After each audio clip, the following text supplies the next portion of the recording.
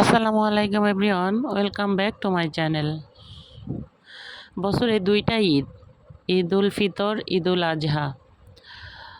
আমরা এই দুইটা ঈদে অনেক আনন্দ করে থাকি, কিন্তু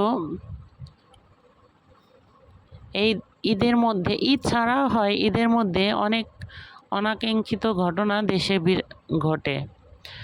খুন খারাপি, লঞ্চ অ্যাক্সিডেন্ট, বাস অ্যাক্সিডেন্ট, মর্মান্তিক অনেক ঘটনা ঘটে। এবার ঈদে একটা নিউজ দেখলাম,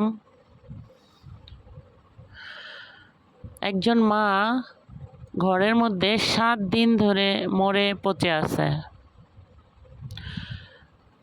মরে পচে পোকা হয়ে ঘরের মধ্যে রয়ে গেছে। সন্তান জানি না তার মা মারা গেছে, তার মা দুনিয়াতে আর নেই। আমরা আসলে ভুলে যাই আমাদের মা জন্ম থেকে প্রতিষ্ঠিত হওয়া পর্যন্ত কতটা ত্যাগ স্বীকার করে, কতটা কষ্ট করেন। বাবা যে করেন না তা না, তবে বাবার থেকে মা অনেক গুণ বেশি করে। এটাই চলে আসছে, এটাই নিয়ম, চাইলেও এর পরিবর্তন করা যাবে না। অনেক নির্ঘুম রাত মায়ের পার করতে হয়, অনেক অনেক বেলা না খেয়ে দিন চালাতে হয়। আসলে আমরা কি বুঝি না যে মায়ের প্রতি, বাবার প্রতি একটু সহানুভূতিশীল হওয়ার দরকার, একটু মানবিকতা দেখানোর দরকার। কি যে নোংরা পরিবেশে মা ছিল, মরে পচেছিল।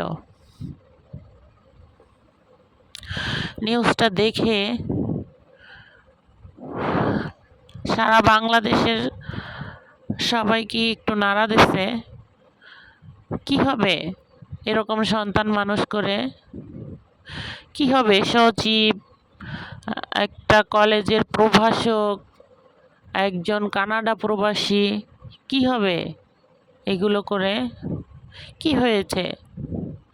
এর থেকে তো বৃদ্ধাশ্রম ভালো ছিল, ওখানে মা যত্নে থাকতো। বাংলাদেশে এখন কত সুবিধা,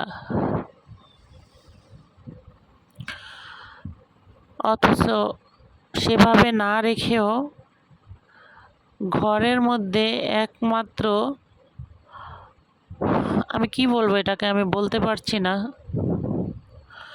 একজন নাতিকে দেখলাম, সাংবাদিক জিজ্ঞাসা করছে, আপনার দাদি এভাবে কেন মরে পচে আছে?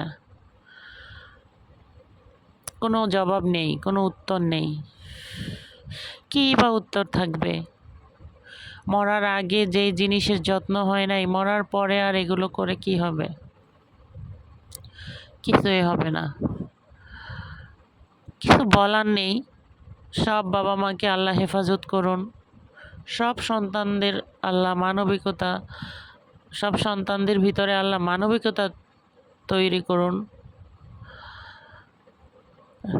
সবাই সবার প্রতি সদয় হই, এটাই আল্লাহর কাছে চাওয়া। সবাই ভালো থাকবেন, সুস্থ থাকবেন। প্রতিনিয়ত আল্লাহর কাছে